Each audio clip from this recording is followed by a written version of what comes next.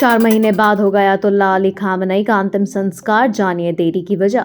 Iran के पूर्व supreme leader Ayatollah Ali Khamenei का अंतिम संस्कार उनकी मौत के 4 महीने बाद 9 जुलाई को मशहद में होगा। रिपोर्टों के अनुसार अमेरिका इजराइल हमलों के बाद जारी युद्ध और सुरक्षा हालात के कारण अंतिम संस्कार टालना पड़ा। इस दौरान उनका शव इस्लामी परंपराओं के अनुरूप रेफ्रिजरेट कोल्ड स्टोरेज में सुरक्षित रखा गया। अंतिम संस्कार से पहले कई धार्मिक कार्यक्रम आयोजित होंगे, जिनमें लाखों लोगों के शामिल होने की उम्मीद है।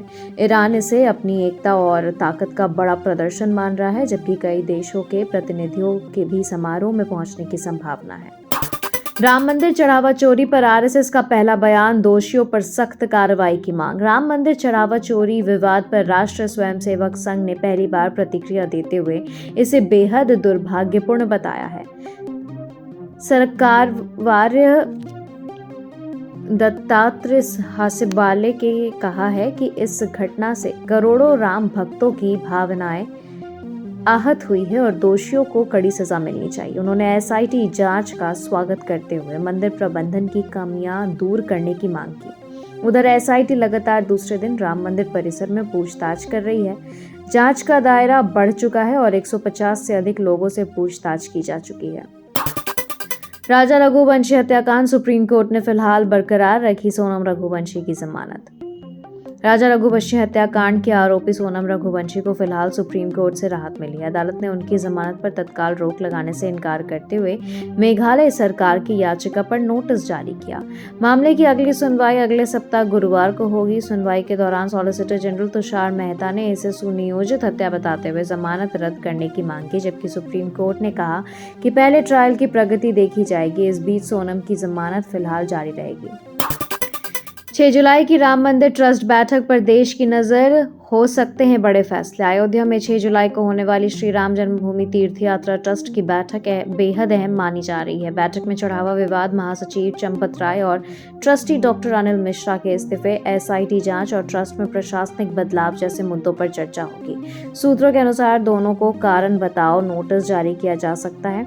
साथ ही मंदिर प्रशासन में सीईओ नियुक्त करने और ट्रस्ट के पुनर्गठन पर भी विचार संभव है। इस बैठक के फैसलों पर पूरे देश और करोड़ों राम भक्तों की निगाहें टिकी हुई है।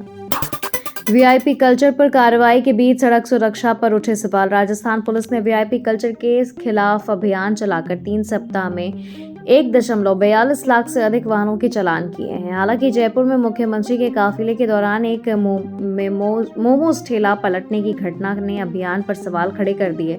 विशेषज्ञों का कहना है कि सड़क हादसों की असली वजह तेज रफ्तार, गलत दिशा में ड्राइविंग, शराब पीकर वाहन चलाना और ट्रैफिक नियमों की अनदेखी है, जिन पर अपेक्षित कार्रवाई नहीं हो रही है। ऐसे में केवल वीआईपी प्रतीकों पर कार्रवाई के बजाय सड़क सुरक्षा सुधारने पर अधिक ध्यान देने की जरूरत बताई जा रही है। नीता अंबानी को अमेरिका में AAPI ह्यूमैनिटेरियन अवार्ड मिला कि टू द सिटी सम्मान। रिलायंस फाउंडेशन की संस्थापक नीता अंबानी को स्वास्थ्य, शिक्षा, खेल और सामाजिक सेवा में उनके योगदान के लिए अमेरिका के फ्लोरिडा स्थित टाम्पा में AAPI ह्यूमैनिटेरियन अवार्ड से सम्मानित किया गया।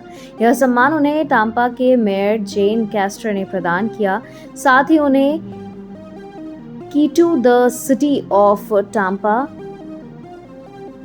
भी भेंट की गई है, जिसे अमेरिका के प्रतिष्ठित नागरिक सम्मानों में गिना जाता है। इससे पहले इसी वर्ष उन्हें KIIT यूनिवर्सिटी द्वारा मानद डॉक्टरेट से भी सम्मानित किया जा चुका है। भारत इंग्लैंड दूसरे T20 के लिए इंग्लैंड की प्लानिंग 11 घोषित, 2 बड़े बदलाव। भारत और इंग्लैंड के बीच T20 सीरीज का दूसरा मुकाबला शनिवार को मैनचेस्टर में खेला जाएगा। मैच से एक दिन पहले इंग्लैंड ने अपने प्लेइंग 11 घोषित करते हुए 2 बदलाव किए हैं। तेज गेंदबाज जोफ्रा आर्चर की टीम में वापसी हुई है, जबकि जोश टंग को T20 अंतर्राष्ट्रीय क्रिकेट में पदार्पण का मौका मिला है। वहीं साकिब महमूद और ल्यूक वुड को बाहर किया गया है। भारतीय टीम के प्लेइंग 11 टॉस के समय घोषित होगी, जहां युवा बल्लेबाज वैभव सूर्यवंशी के डेब्यू की संभावना जताई जा रही है।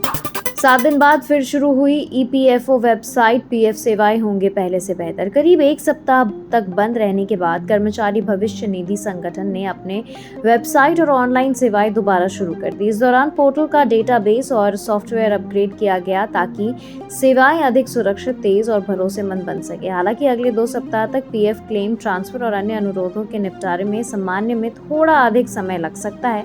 ईपीएफओ ने सदस्यों से धैर्य रखने और एक ही अनुरोध बार बार सबमिट न करने की अपील की है। फिलहाल किसी नए फीचर की आधिकारिक घोषणा नहीं की गई है। दिल्ली में जीपीए से प्रॉपर्टी खरीद बिक्री पर लग सकती है रोक, फर्जीवाड़े पर होगी सख्ती। दिल्ली सरकार जनरल पावर ऑफ अटॉर्नी के जरिए होने वाली प्रॉपर्टी खरीद बिक्री पर रोक लगाने की तैयारी रही है। प्रस्ताव लागू होने पर जीपीए का उपयोग केवल परिवार के सदस्यों को अधिकार देने तक सीमित रहेगा, जबकि संपत्ति बेचने के लिए रजिस्ट्री अनिवार्य होगी। सरकार का मानना है कि इससे फर्जीवाड़े, एक ही संपत्ति की कई बार बिक्री और प्रॉपर्टी विवादों पर लगाम लगेगी। साथ ही स्टैंप ड्यूटी से होने वाले राजस्व नुकसान में भी कमी आएगी।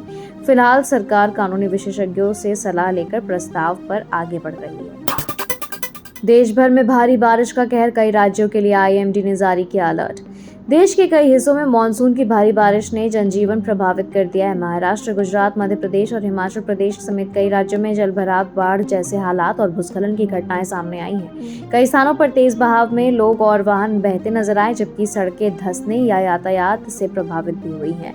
भारतीय मौसम विभाग ने महाराष्ट्र, गुजरात, मध्य प्रदेश, उत्तराखंड, हिमाचल प्रदेश, उत्तर प्रदेश और अन्य राज्यों में भारी बारिश, तेज हवाओं और आंधी तूफान का अलर्ट जारी करते हुए लोगों को सतर्क रहने की अपील की है।